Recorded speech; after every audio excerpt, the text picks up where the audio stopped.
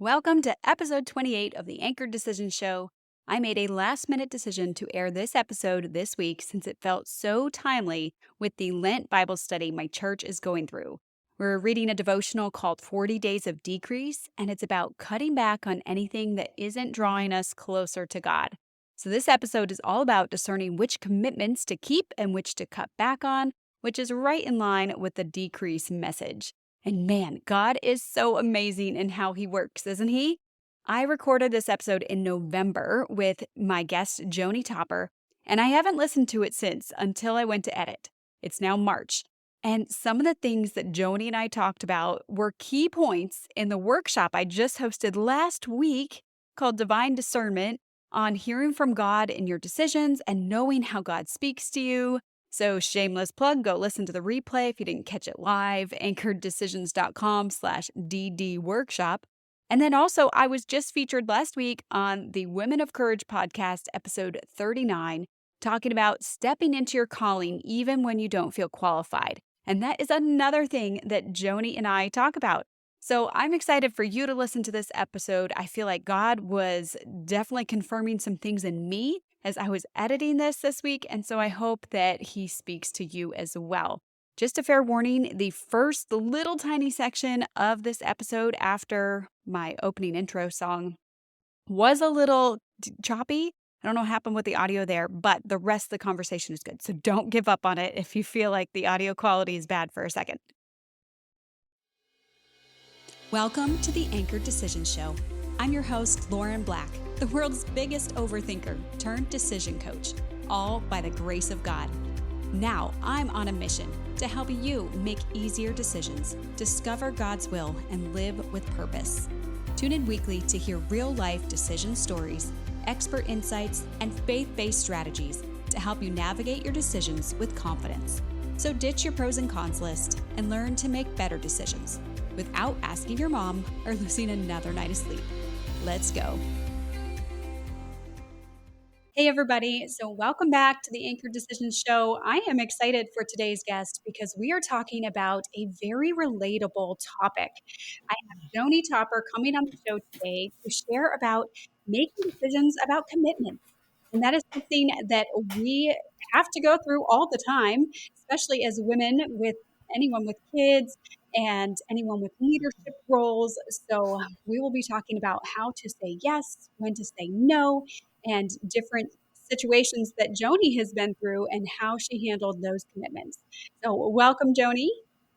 It's great to be here with you today, Lauren. Yeah, thank you. So, let me share a little bit of Joni's bio before we dive in. So, Joni radiates the glory of God by sharing everyday moments in compelling storyteller fashion. Whether she's wearing her grandmother, author, musician, or speaker hat, Joni's favorite description of herself is one who desires to look like Jesus. I love that. I feel like that should be all of our descriptions of ourselves. And Yeah. she has a husband who's a pastor. She's the worship leader. And so her passion for being the church just permeates everything she does. She also wrote a book and has been a contributing author in 5 other books. And her music is on most platforms. So, Joni, dive into a little bit more about you, your family life, and what your music is about. Well, my music is inspired by things that happen in my life. I've got a song about being called by the name of Christ, but that our name in Him is more important than even the name our mom and dad gave us, and that it has great meaning. I sing from years and years of experience of walking with the Lord. I've been a Christian since I was 7. I'm now 67. So I have a little track record with him, and he's proved himself faithful to me over and over and over. I write down scriptures often and say, think about this and write a song about it. So music is core to everything I do. Speaking of making decisions, a few years ago, I had a botched carpal tunnel surgery on my hand, and I couldn't feel 2 of my fingers, literally could not tell I was touching them for several years. But when it first started, the doctors would say, well, it'll probably come back, but we don't know for sure. And it'll take a while. And I couldn't get them to put a time on what a while meant. Well, it meant 5 or 6 years, Wow.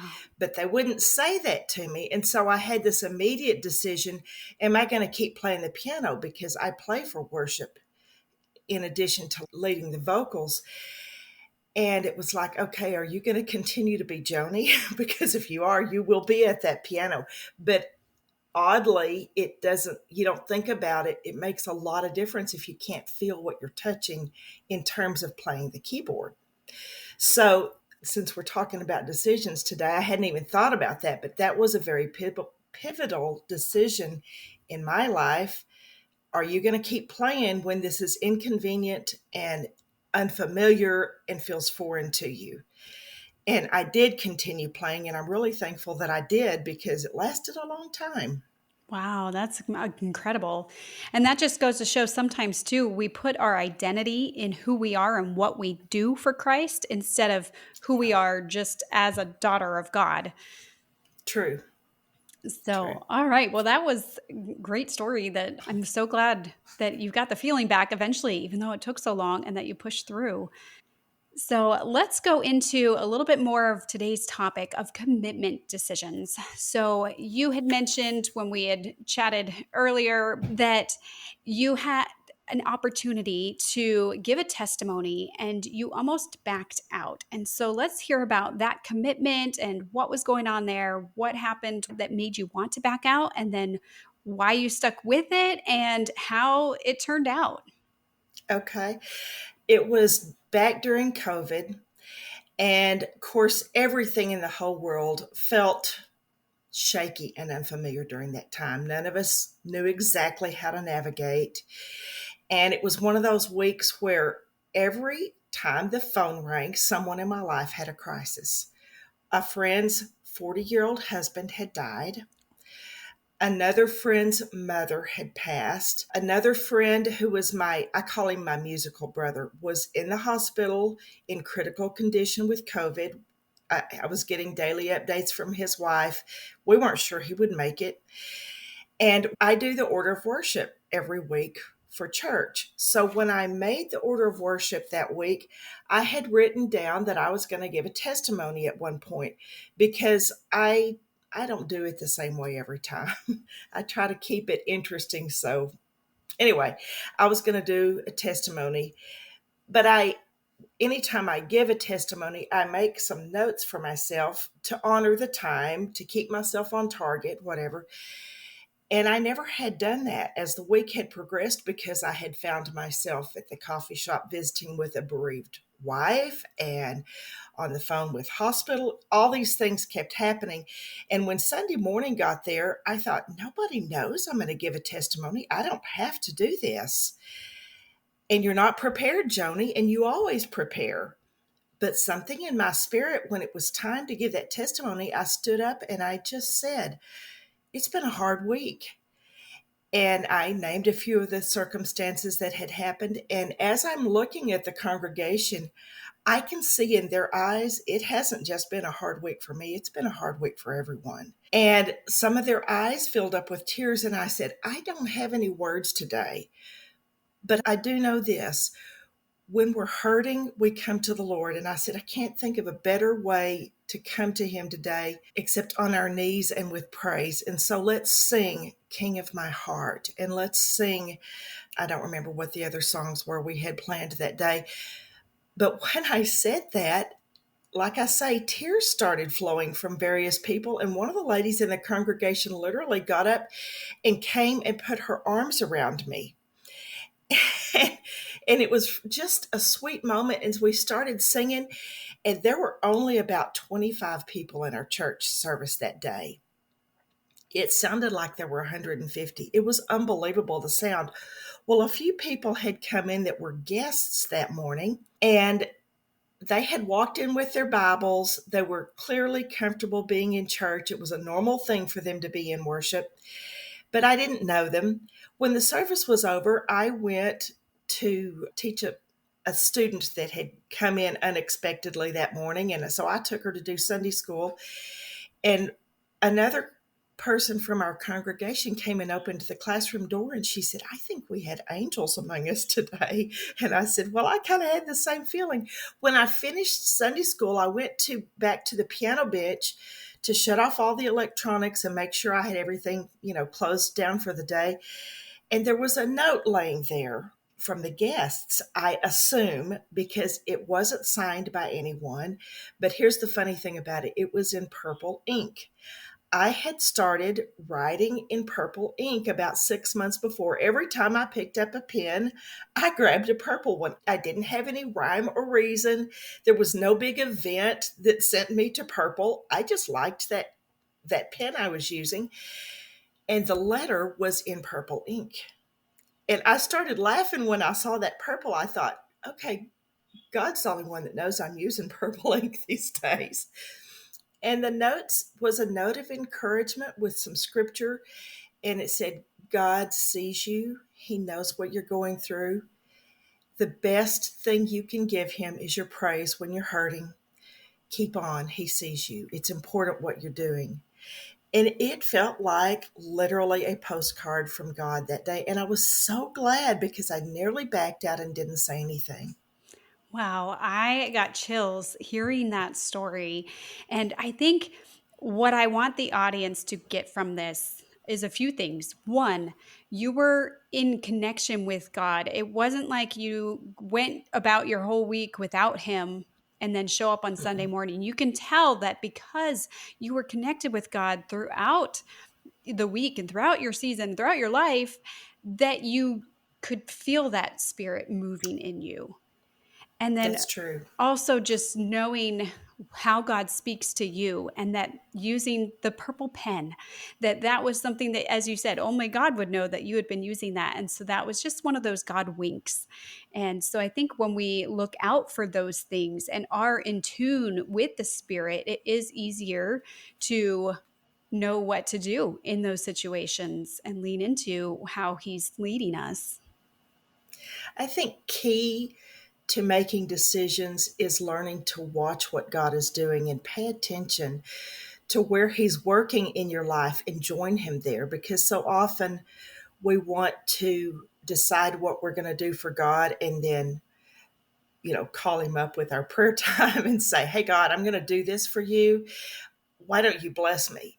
And what he says for us to do is watch where I'm working and understand I'm inviting you to join me there, and joining him where he is, and not thinking so much about what I'm equipped to do or what I'm good at, but knowing that when God invites me into his presence to work with him or to share in his glory by sharing his story, he's also going to equip you for that moment. Right. Yes. Yes. That's so good. Now, I think you had one other story of a commitment that you were considering backing down from, something with the leading a children's Children's. choir. Okay. I actually have lots of these stories, but these are the two that I told you about. I decided that we had not done a children's musical at our church for a while, and my own grandchildren were the perfect age, and we had a good group of kids at that time, and I thought, let's do a children's musical. And real honestly, in my humanness, part of the reason I wanted to do it at that time was because I knew my own grandkids were going to age out and they would not be interested if I didn't grab them at this time. So we got it all organized. I got all the music lined up. I got all my workers and helpers. And the night we were going to start rehearsals, I got a message from my daughter in law about 30 minutes before we started. And she said, "I don't know what's going on, Joni." She said, "The kids don't want to come." And what I wanted to say was, "Why do they get a choice?" But I couldn't say that. And she said, I don't get it. I don't know, but they won't be there tonight. And I just wanted to let you know." And I literally stood in the hall at the church because we were already there. We were having dinner. There were kids everywhere. All these people are ready to start this little choir rehearsal. And I stood there and tears just rolled off my face. And I said, "Okay, God, if this was my idea, forgive me." if this was your idea, if you planted this in me, I'll do it, but I'm too tired. I was working full time. I was doing the music ministry. I was doing women's ministry. Taking on a children's choir is a big job, and it doesn't last for a week or two. It lasts for several months before you prepare and present the music. And as soon as I committed, talked to God about it, I knew I needed to move forward with it. I didn't need to ditch it just because my own kids weren't going to be there. And so I caught my breath and wiped my tears and put my smile back on and went back in. And about 1 minute before we were going to start, my grandkids walked through the door. Oh, And my daughter in law walked in behind them and she shrugged and she said, I don't know, they changed their mind. And as it turns out, one of my grandsons that was in this musical was a kid who cried every time the kids stood up to sing in front of the church. He wouldn't pitch a fit. He wasn't loud or angry. He just would get real emotional and his eyes would fill up with tears and they'd just roll down his cheeks. And he would say, Grandma, I don't know. I just don't know if I can sing in front of people. And I told him one day, I said, this time you got through 2 sentences of the song before you had tears. And I said, last time you only got through 1 sentence. And I said, I think you're going to get this someday. Well, he was there for that children's musical. And when it came time for me to assign the parts for like the solo things, he raised his hand that he wanted to be the main character that had a lot of solos. And I said, Rowdy, you're going to have to sing by yourself. He said, I know, Grandma. And he did. And he did a great job.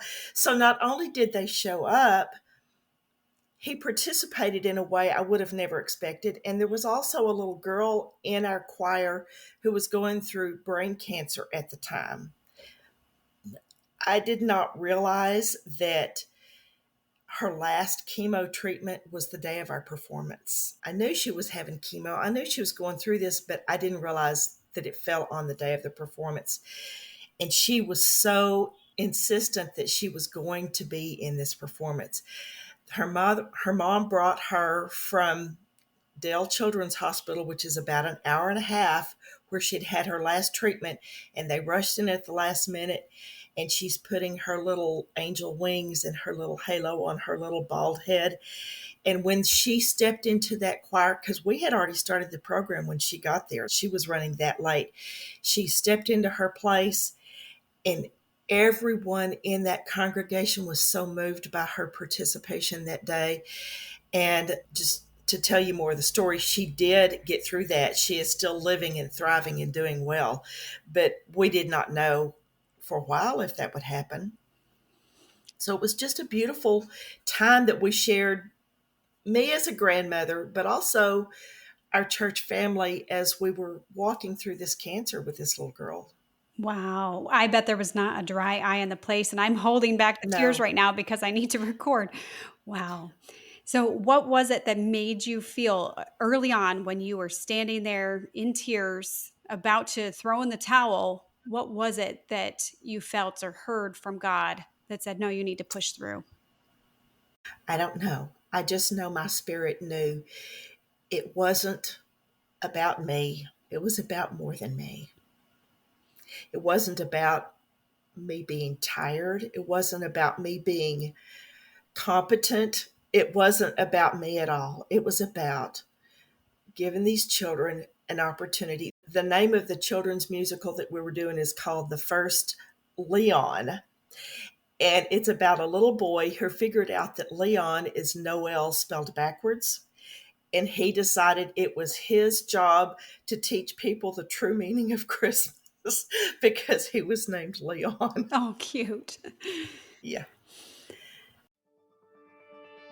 Hey, friends, are you feeling stuck on a big decision, wondering if you're truly hearing from God?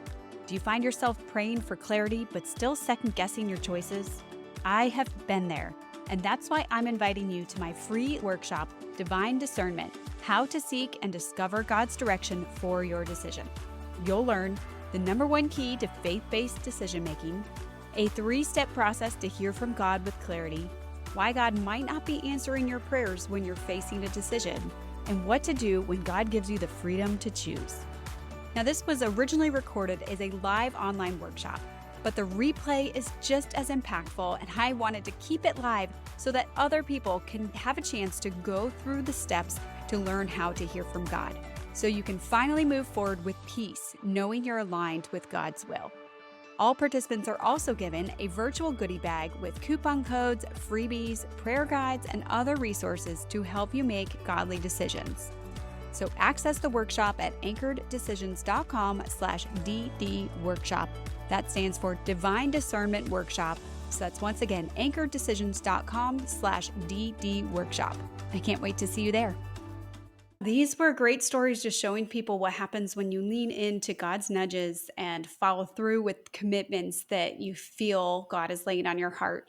So, what do you think are some steps that people can take when they're faced with a major commitment decision? Well, one of the things I encourage people to do is write down all the commitments you already have, so you can take an honest assessment of them.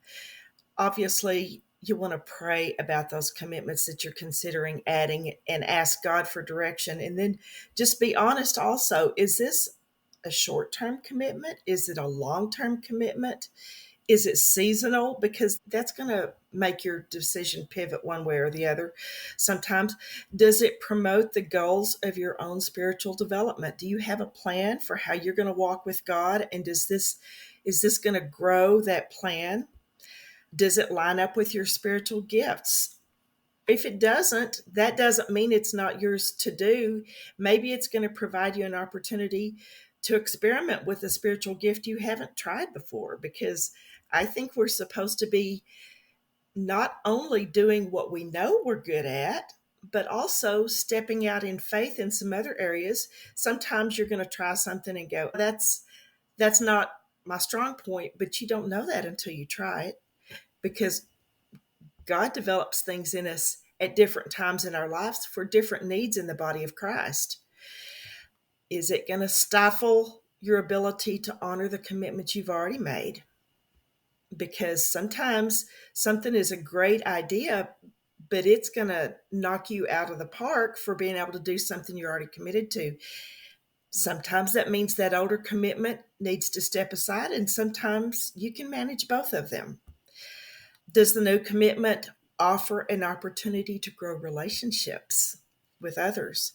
Because relationships are what Christ is all about. He wants us to interact with and grow with and love each other. And we don't do that by sitting on the pew. We do that by interacting with people. If it's clear that you can't take on a commitment, maybe you know someone else that it would be a great fit for. Maybe the reason that it's coming on your plate is for you to help mentor someone else to do it. And then also, I think we also need to consider, is it going to foster peace in your home? Because our homes and our spouses and our children are, they're way up there on that list of importance. Right. Yes. These were amazing steps and checks and balances. I am going to include all of these in the show notes. So if anyone wants to refer back to them, you can find that list written out for you in the show notes wherever you're listening. So thank you for those. Now, I know that my mom once she was offered an opportunity to be a mentor mom for our Mothers of Preschooler group at our church. And well, she had Mm-hmm. been a mentor mom, but she was coming up on whether or not she would continue for the next year. And it is a September to May type commitment. And she told me, she goes, well, because it's a God thing, it must be something I should do. And because it's through the church and she's helping mentor young moms. And I said, well, not necessarily, because she did have other things going on in her life Mm-hmm. and felt a little stretched thin with her commitments. And I said, just because it's a ministry that you're being invited into doesn't mean that that has to be your role. So, what would you say Mm-hmm. with that? I think you have to pray about it, and you have to maybe even ask the people who have presented it to you, what made you come to me? What made you think of me? Sometimes they're hard decisions. Yeah. They're always hard decisions. Let's be honest. They're always hard decisions. I have a thing that I keep on my goal board in front of my desk that says, be an intentional leader of myself. Leaders do challenging things in inconvenient places at inconvenient times. And that is very true. But it still doesn't mean that every single thing that comes to you is yours to do. Right. Yes. I love that. And that just ties in with what you were saying before, that sometimes they might be presenting this to you and God might be using you to connect the right person for that Hmm. position. Yeah. I think that we don't always, as Christians, consider ourselves leaders. We just consider ourselves the mom or the teacher or the parent but we are all leaders. We are leaders in way more ways than we consider. And we need to act like Christ like leaders because the world doesn't have enough of them. Yeah, yeah, for sure. I once led a group of student leaders. It was called Solid. It was student outreach leadership and intensive discipleship. And I had created the program for our youth group that I was volunteering in. And I just felt like Yeah. I wanted to help some of the students step up. And on the first day, I told them, like, you're here to learn about leadership, but you all, in some way or another, are already a leader. And it's your choice to decide if you're going to be a good leader or a bad leader. And one of the pastor's kids, just the look on her face at that point when she realized, wait, yes, because I'm the pastor's kid and I'm in this role, whether I like it or not, I have that choice. And she had been kind of making some choices that were maybe she was being a little unkind to certain people in the youth group, Yes, and there was drama over boys and different things. And so throughout that process of her developing her leadership, and I think it just started with that moment that you are already a leader, and she needed to that's realize right. that.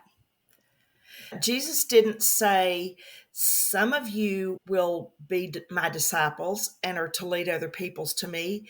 He commissioned all of us, which means he thought we all had purpose and we all have meaning in his kingdom. And if anything in this world is important right now, people don't think that they don't feel validated in their lives in so many ways. And social media has a lot to do with that. But the fact is, our first commitment is our relationship with Christ, and He tells us we have great value. Yes. Yeah. And then I think, though, a lot of times, especially as women, we tend to be people pleasers.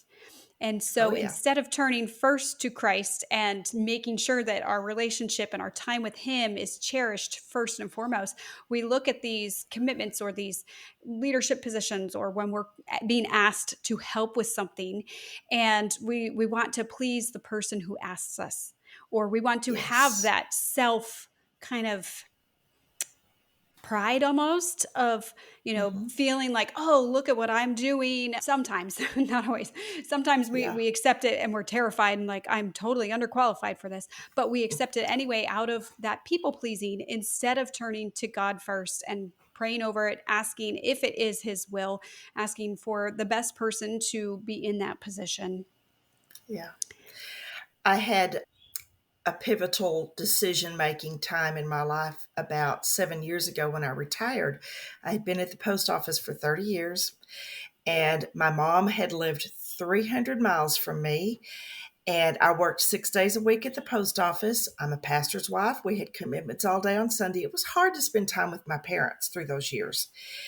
And so I was going to spend some major time with mom when I retired. And I also had been working with music with the same guy that I told you had COVID that was so sick for 20 years. We did all kinds of music events, and we were going to get in the recording studio and record a whole lot more music. Well, 5 months before I retired, my mother got sick and died in 12 days. Wow. And the same month, my musical brother decided to go do country music instead of Christian music. And he never came back to do music with me. And it was like, excuse me? I've worked 30 years to get to this place where I could have this freedom of my time. And now all my purposes have gone out the window. And a friend called me and she said, Joni, you need to come to a speakers and writers conference. And I said, well, I'm a speaker, but I'm not a writer. She said, Joni, you write music. I said, no, no, no. That's not the same thing. She said, oh, yes, it is. So, in preparation for that little conference, I thought I can go hang out with some Christian women. How can that go wrong? But I had to prepare something to speak about. And I read this book by two brothers who were launching into adulthood, and their dad said, you're not going to just launch off from high school with no purpose. I want you to become adults from day one. And you do that by doing hard things. So they created this phenomenon. It became actually called Do Hard Things. And they wrote a book about it. Are you familiar with I it? am. Yes, I've read that book. Yes. So I decided I could take those principles and apply them to my retirement years, because you can take any phase of your life and go into it with a mindset of it's okay to try something new. And I kind of adopted this philosophy for myself of it's not hard, it's unfamiliar. Get familiar with it, it won't seem hard anymore. Oh, yeah. And so when I stepped into the writing world, it was totally not something I ever planned on doing. And God has blessed it beyond my wildest imagination. I still laugh when I call myself an author. And yet, in fact, I got an acceptance letter this morning that I'm going to have a story in another book. And it just blows my mind. God has, He has good things, exciting things for us to do if we just let Him lead us. Yes. And And pay attention to when He is trying to lead us. right. Yes. I think God qualifies the called. So often we think we have to already be qualified in order to do his work. But instead, that will just give you all the more testimony and give God Yeah, the more glory when it's something that's not just natural for you, or you didn't feel like that was part of who you were when God called you to that. And it just helps our relationship with God strengthen to see him at work in ways we never expected. And when we feel that, okay, this wasn't of me at all. right. That's part of the beauty of it. I know it's not of me. And that's even better. Mhm. That's the best part of all, in fact. Right. And you even look at those kids that wrote that book that inspired you to get into writing and to go to that conference and whatnot. And God was using them being young. They had probably never written anything before that. And there's a first time for Exactly. everything. One thing that Not on One thing I remember from that book was they talked about 3 C's, or there might have been 4, but I just remember 3, of how to handle tasks and how to do the hard things. And it was competence, character, and collaboration. And now I read that yeah, back in, I was still in college. So back in like 2009, I think it was. And I still remember those 3 things. So those stood out yeah. all these years. There's another important thing to remember by that. Those boys, when they wrote that book, did not know how many lives they were going to impact. And the same is true with ministries that God gives us opportunity to do. We think it's a one time, one and done. Sometimes it affects generations of people. Right? Yes. Yeah. But I think we've been sharing a lot about stepping into and saying yes to commitments. Are there any that you have said no to? I have one that I said no to this week. It has to do with someone in a foreign country that I was helping. And I've been helping them in small ways for about 3 years. And in the last 6 months, every time I try to help, the door closes and the door closes and the door closes. And I've tried to persevere through and I've pushed through and I've tried to learn technical changes to make it work. It's just not working. And yesterday, I just realized you've spent a lot of time trying to do one tiny little thing that is not going to make a huge difference in their life or yours. Set it down. Yeah. Just set it down. Yeah. I had an opportunity when I was on the Mothers of Preschoolers leadership team for a few years. I was in MOPS for I think at least 6 years, and on leadership Mhm. for at least four of those, maybe five. And so people were asking if I would step up and be the leader, the top coordinator.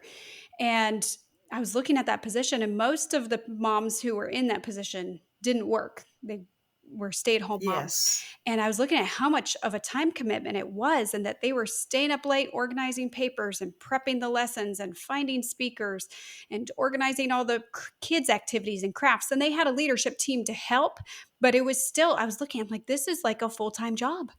Mhm. And I had a part-time job, and so looking at how it would affect my home life, of I was already stretched thin as it was, and trying to be there for my husband and my kids and then my business, and I realized I cannot step into this because first of all, I looked at my track record too, and when I've been in leadership positions, I do have a hard time delegating. And Oh, so yeah. I'm like, I know I will take on so much of this myself, which is something that you can always overcome. You can say, okay, if I know that I have a hard time delegating, then I need to make a point at being better at delegating. But it was still such a big commitment that I knew that, and I had prayed over it, that this was not something that I would be able to handle for the relational side of it with my husband, for the emotional side of it, of being able to just have so much on my plate and like physically the time for it. I was already staying Mhm. up late a lot of nights working on my business or catching up on Yeah. housework and things. So it just wasn't something I was able to say yes to at the time. Yeah.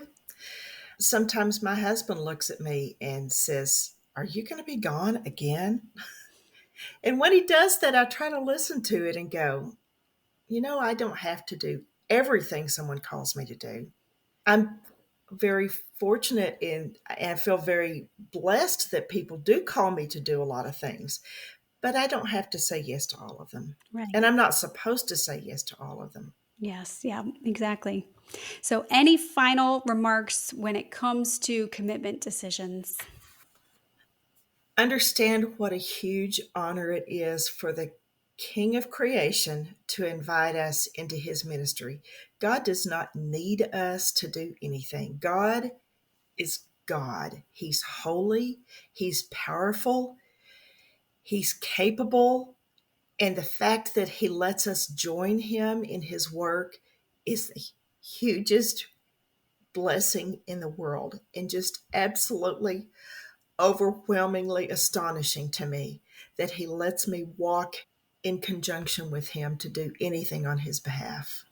Yes, yes. So good. So good. So, Joni, thank you so much for being here and sharing so much wisdom with us. Now, and each episode with an action step so that you're able to implement what you've learned from the episode and get the most out of it. So, today's action step is for you to go through Joni's assessment, those questions that you would ask yourself when facing the big commitment of whether or not to accept it. And I'll go over those briefly right now. It's assess your current commitments, pray for direction, clarify the type of commitment, short term, long term, seasonal. Does it promote your spiritual development or not? How does it affect your existing commitments and which thing needs to go? How does it build your relationships? Look at the bigger purpose of maybe it's an opportunity to pass on to someone else or mentor someone else through it. And does it promote peace at home? So we will end there. So, Joni, tell everyone where they can find your book and where they can find you online. You can find my book, The Power of a Well Placed Yes, God's Abundant Faithfulness in a Small Church, on Amazon. You can look me up on my website. My website is called Morning Glory Ministry. The morning and the glory share a G. It's MORNINGLORY ministry.com. And my music is found on music platforms anywhere you can find music: Spotify, Amazon, Apple. Look for Joni Topper. I've got 2 albums that are active right now on all those music platforms. Awesome. And I will make sure to link all of those in the show notes for everyone. And now let's pray us out. Father God, I thank you so much for Joni sharing her wisdom and experiences with us so that we can make better commitment decisions. Help us to use that wisdom to know whether to say no whether to accept a commitment, whether to cut back on something else, or whether to share it with a friend or someone else that this opportunity might be for. So, God, I pray for discernment. I pray that each and every listener here would be encouraged by this to know how to take the steps to figure out whether something's from you, whether something's for this season or not, whether they should say yes and push through when there's obstacles, or whether they should say no to save their sanity. So, God, thank you for directing us in our commitments, in our decisions. We love you and we praise you. Amen. Joni, thank you so much for your time and sharing all of your wisdom with my audience. I really enjoyed this episode. I loved being here. Thank you, Lauren. You're welcome. Bye. Bye-bye. Thanks for listening all the way through. For more content on decision making and discovering God's will, hit subscribe so you don't miss an episode, or head over to anchoreddecisions.com for show notes and more content related to this episode. See you soon for another episode of the Anchored Decision Show.